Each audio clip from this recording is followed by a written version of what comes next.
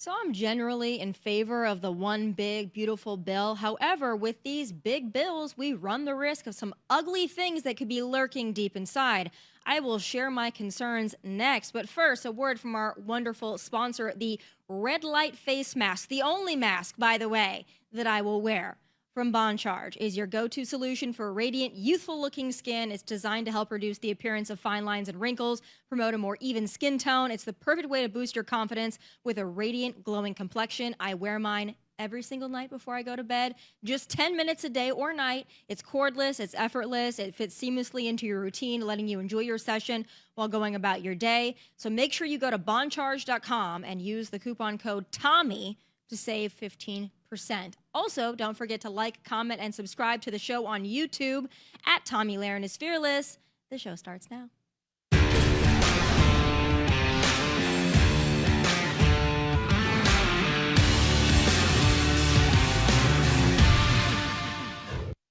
So the whole point of the big, beautiful bill is to get a lot of things done and passed at once so members of the House and Senate don't squibble squabble over every single issue and every single spending line item until the end of time or run up until the next debt ceiling deadline or the midterm election without getting any of Trump's agenda done. And I get it. That's probably the best way to go about it strategically.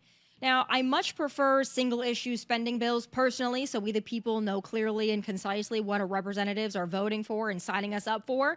The danger of one giant kitchen sink bill is that it's so long and complex and full of jargon, things slip through the cracks, and we don't even know all the little things shoved in there that may or may not piss us off.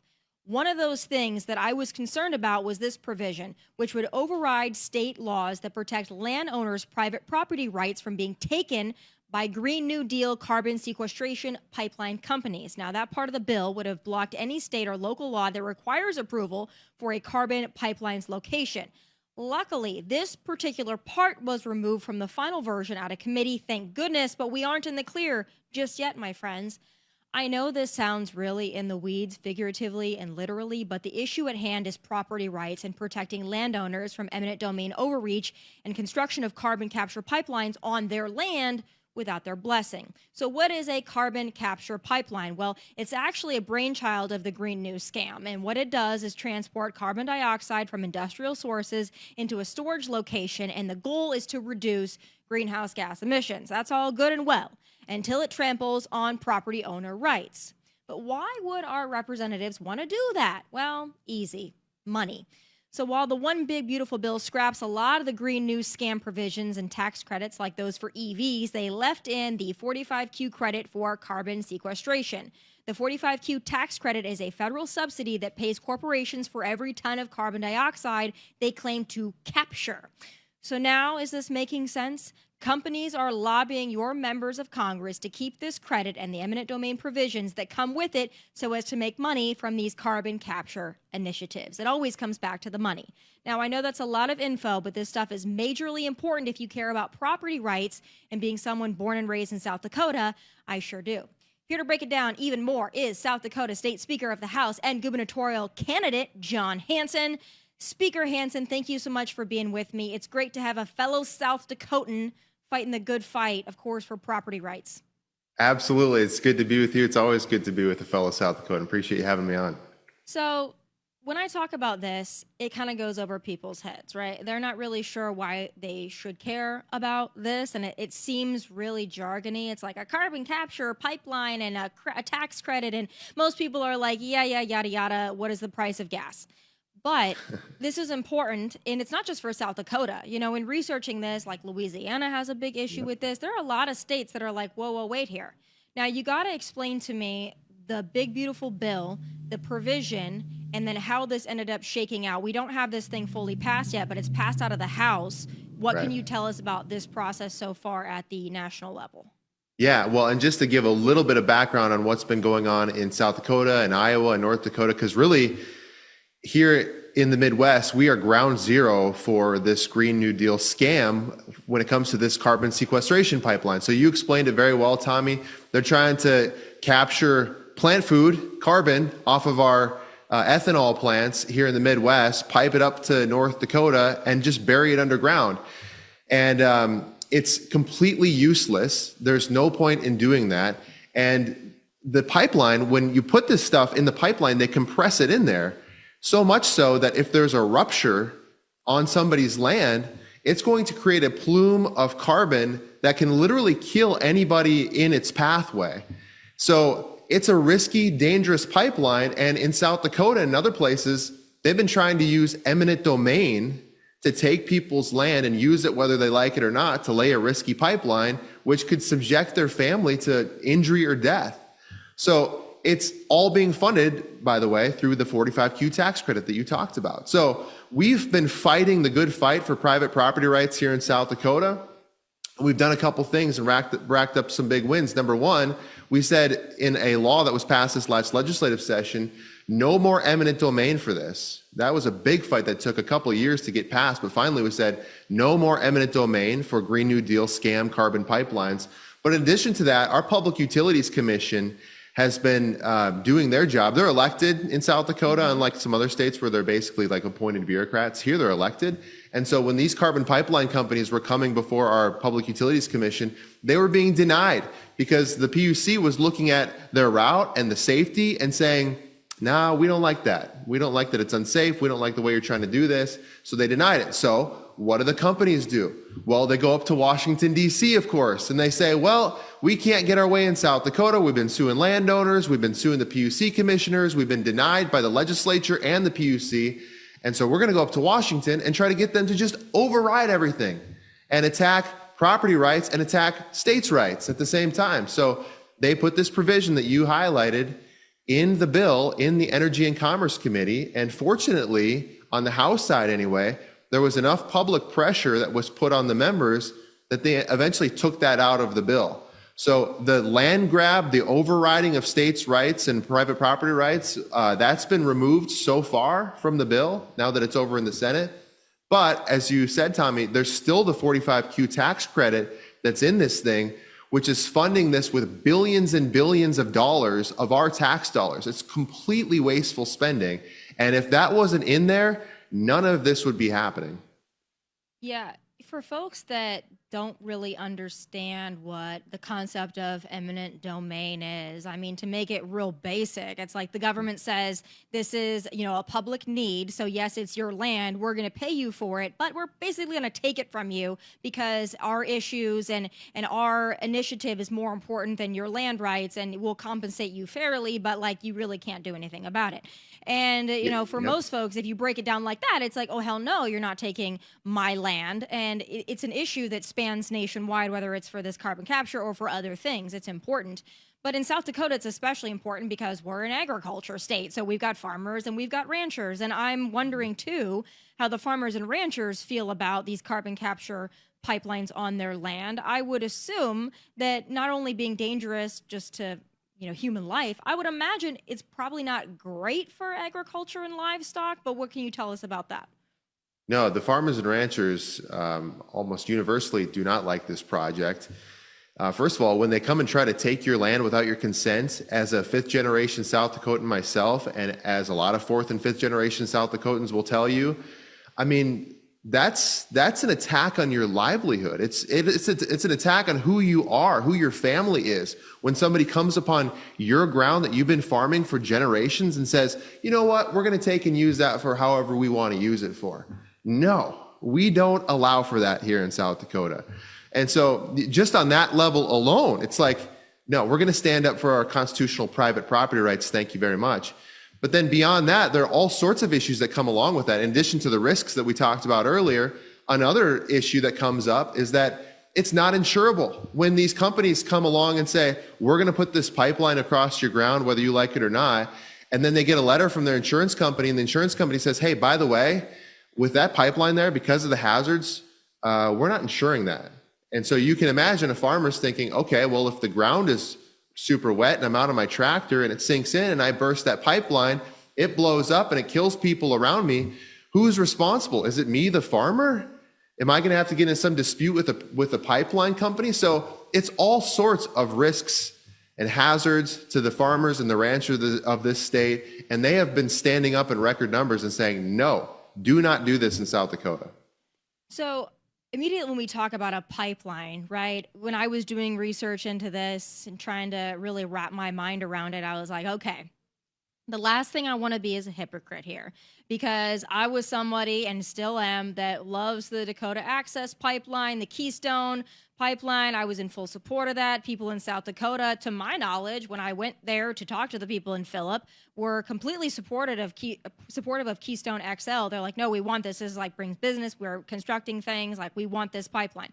So I would be disingenuous if I didn't ask you, what's the difference between Dakota Access or Keystone XL? Why were those projects? Why do the people of South Dakota want them? And then these carbon capture pipelines, they don't want anything to do with, for the most part. Yeah, well, when you look at some of these other pipelines, it's the same thing if you think about, a road or electricity or natural gas. I mean, those are in the public use. We get a benefit from those things. We don't get anything except for a loss of our private property rights and risk to our family with the Green New Deal carbon sequestration pipeline. So, pipelines are undoubtedly one of the safest ways to transport goods. If you want to transport oil, it's a lot better to do it through a pipeline than it is in a bunch of tankers going down the road. So there's no problem with pipelines in general, but we're talking specifically about a Green New Deal carbon sequestration pipeline that's bringing about risk to families all across the state. And that's the difference. And that's why this one in particular is a big problem. Yeah, and you mentioned the public good here. Like a pipeline, I think people are generally supportive of. Like, we're very supportive of energy independence, certainly in South Dakota. North Dakota has a big stake in that, of course. I mean, the Bakken Shale, that blew North Dakota up in the best way possible. I remember 100%. the boom there. Like, it was insane. Everyone was moving to North Dakota to take advantage of that. It was great for the state, and also great for South Dakota too, because you got, the effects from that state coming to our state. It's great. I love energy independence. But if Yep. I understand this carbon capture shenanigan as much as I think I do from researching it, it seems to be like another virtue signal where it's like, don't worry, guys, like, we're going to do something for the green initiative, and we're going to capture all this CO2 that's so dangerous, and we're going to compress it, and we're going to haul it away so that we save Mother Earth. And if it had huge dividends for the environment, I might be like, okay, this is a cool innovation. But from what you're telling me and from what I've read about it, the payoff really isn't that great, other than saying like, hey, we did something. Is that a correct assessment? Yeah, exactly. I mean, I'm not one who's concerned about the amount of carbon that mankind is releasing into the atmosphere. I think there's a lot of other factors that go into play. And, whether that's just natural things like volcanoes or even things outside of our control here in America, like what the Chinese are doing, for example. So to me, that's not a big concern whatsoever. But to your point, Tommy, yeah, this is doing basically nothing for when you consider the world implications of how much carbon is in the atmosphere. It's like a fraction of a percentage. It's almost doing nothing. One more volcano goes off somewhere and you're back to square one. It doesn't even, it's a fraction of the annual increase every year that, when you talk about more and more carbon going into the atmosphere just through general activity, it's a fraction of a percent of the annual increase. So it is like a virtue signal. And the only reason it's happening isn't because there's any productivity value. It's not even because I think they really care about carbon in the atmosphere. It's because they're going after a pot of gold, which is the 45Q tax credit, your tax dollars, where if they can get this stuff up to North Dakota and bury it, it's worth billions of dollars that we can't afford, by the way, that we should be cutting. So when we think about ending the Green New Deal and also at the same time, DOGE and all of the cuts that we're doing at the federal level, this should be like top of the list because it checks both those boxes. Not only is it part of the Green New Deal scam, but it's entirely wasteful government spending, and it should definitely just go. Yeah. Oh, the Green New scam. I want to talk a little bit about the rest of the things in the big, beautiful bill. I'm generally supportive of, I think, pretty much everything in there, on principle at least. I would like to see more spending cuts, but I get it. I'm not somebody who has the wool pulling over my eyes and I'm like, oh yeah, we can win elections if we just cut everything we want to cut. Unfortunately, there's a political calculation that has to be made in a lot of these situations. I get it. But I want to talk specifically about Medicaid, because the left is really using the Medicaid discussion, and some states, obviously, they rely a lot on Medicaid, and it's important for people. But there's been a lot of discussion that this big beautiful bill just rips Medicaid from people who really need it. I want to take a listen to what Speaker Johnson has been saying about it for the last several months, for those who haven't heard the rationalization of it. Let's take a listen. At the same time, we have to root out fraud, waste, and abuse. We have to eliminate people on, for example, on Medicaid who are not actually eligible to be there. Able-bodied workers, for example, young men who should never be on the program at all. When you have people on the program that are draining the resources, it takes it away from the people that are actually needing it the most and are intended to receive it. You're talking about young single mothers, down on their fortunes at a moment. The people with real disabilities, the elderly. And we've got to protect and preserve that program, so we're going to preserve the integrity of it in this process. We have lots of categories of areas where the government is too large, it does too many things, and the DOGE efforts and others have highlighted that for the American people. So in this process, you're going to see in 11 different committees of jurisdiction across the House, members working hand in hand with their sleeves rolled up, working to carve out those inefficiencies. So how does South Dakota feel about this? Well, I think Speaker Johnson is right on the mark there. We're feeling the pinch from what is called Medicaid expansion here in South Dakota. The legislature didn't do Medicaid expansion, but the voters voted it in, thinking that it'd be a great way to take care of more people who actually need it. But to Speaker Johnson's point, that's not actually what it was. Instead, we added able-bodied working adults to our Medicaid rolls, and what that's doing is squeezing out a lot of really important programs that it's just making it a lot more difficult to fund, because we have tens of millions of more obligations to Medicaid when it comes to people who are able-bodied working adults. So we need relief from that. You look at the budget, unlike the federal government in South Dakota and other states, we don't have unlimited debt spending. We actually balance our budget. We live within our means. And so you look at a chart over the years, and what you'll find is as all these entitlements go up and up and up, all of the other things get squeezed out. And that's education, that's protecting the public, that's all those important things that, roads, bridges, the things that we actually need as a state and local government. And so if we're adding able-bodied working adults to our Medicaid rolls, it's just going to squeeze out a lot of those other priorities. It's a bad idea. We need to pull that back and allow for those people to just go work, to earn a living. I mean, it's a dignified thing to do. We want to encourage that, actually.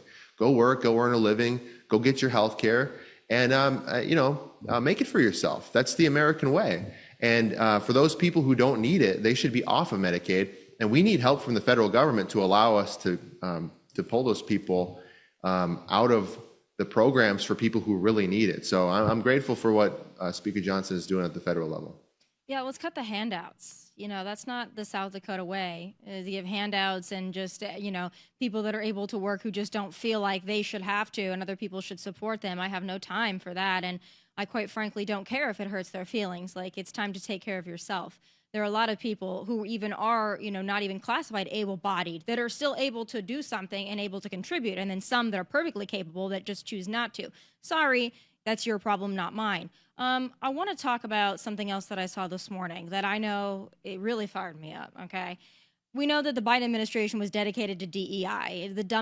One of the dumbest things that came out of that administration was DEI, right? But when I heard this report from News Nation from a whistleblower at the Department of Ag, that Biden, and through the Inflation Reduction Act, there was provisions to basically discriminate against white farmers and ranchers and give race-based loan forgiveness, okay, to pretty much anybody but white male farmers and ranchers. I want to take a look at this for those who haven't seen it, because it really boiled my blood this morning. Let's take a listen. When former President Joe Biden left Washington, D.C., he was leaving behind a DEI secret involving American farmers and $800 million in taxpayer money. And a United States Department of Agriculture whistleblower is now sounding the alarm. It was to pay off anyone who wasn't a white male's loan. That was the only qualification for this loan forgiveness. And what was the reaction? So it was really silent.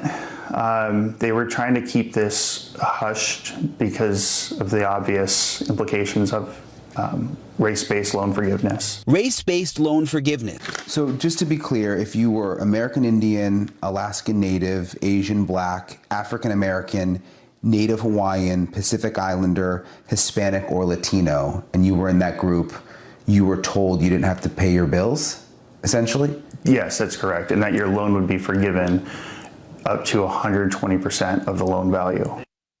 All right, Speaker. So how many white ranchers and farmers in South Dakota were screwed over by this? I would imagine that they're pretty pissed off. I come from a ranching family in South Dakota, so this hits close to home for me. But is this the first you've heard of this? And if so, what's your reaction?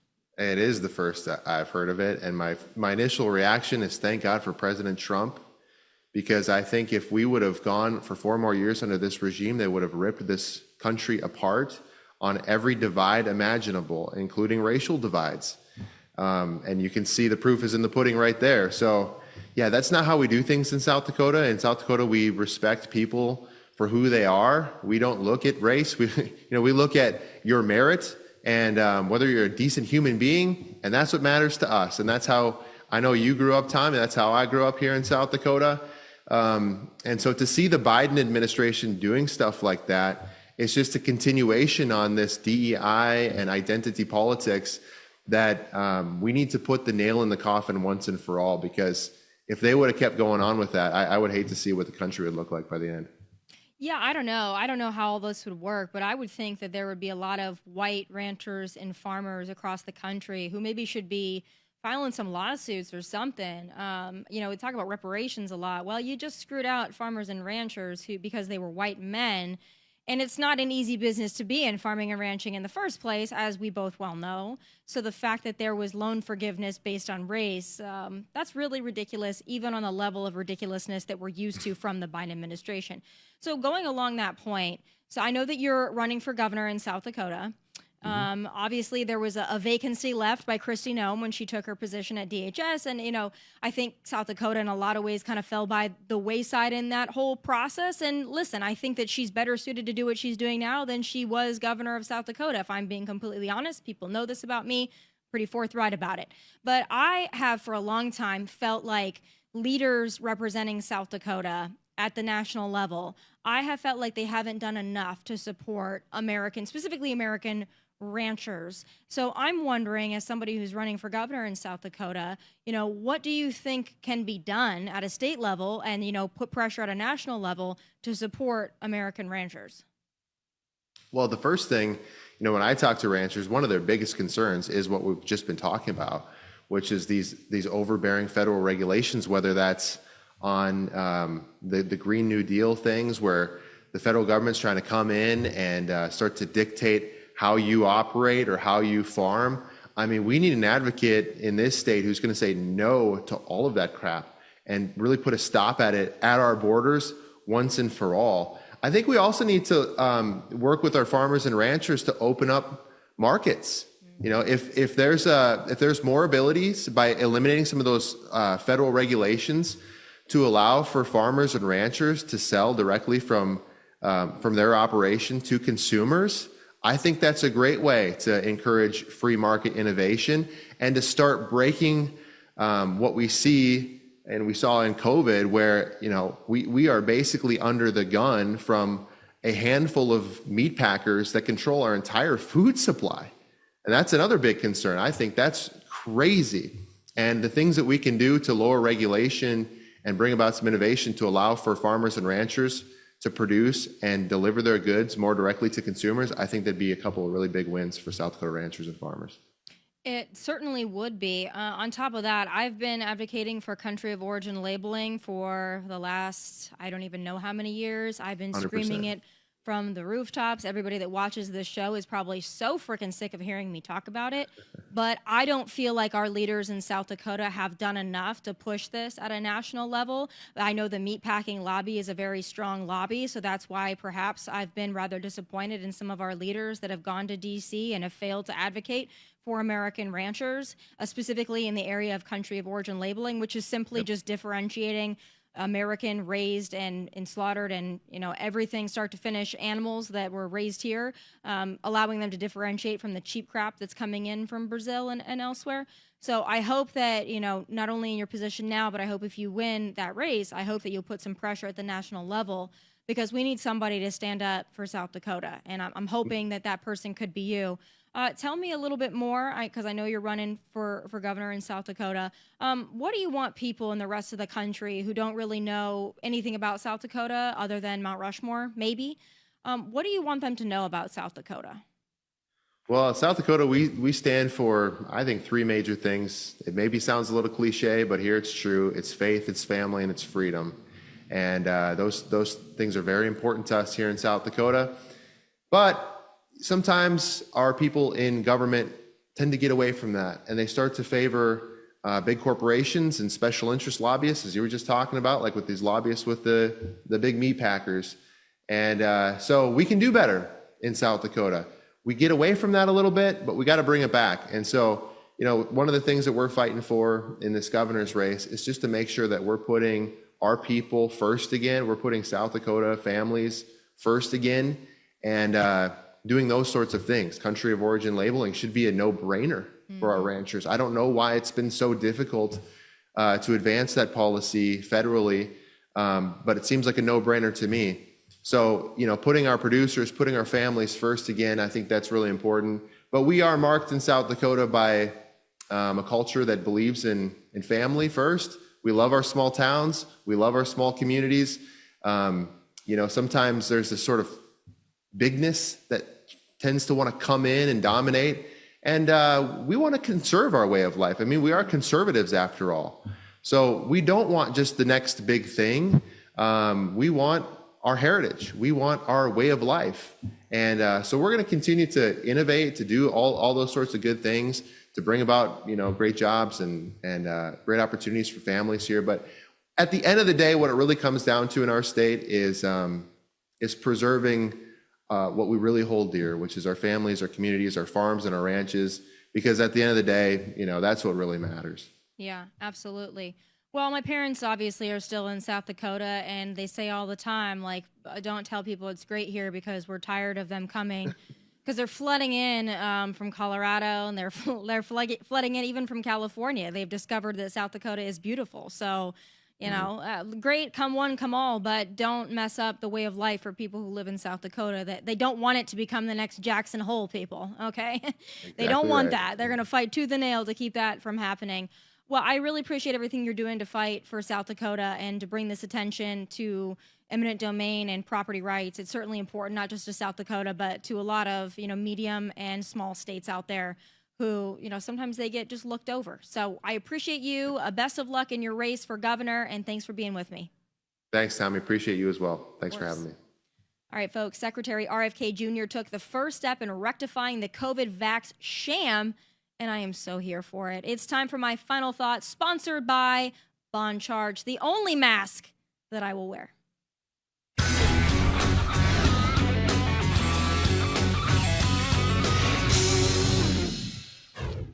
So if you've been following me for the last 5 years, I've been sounding the alarm about the COVID scam, and well before it was popular to do so, by the way.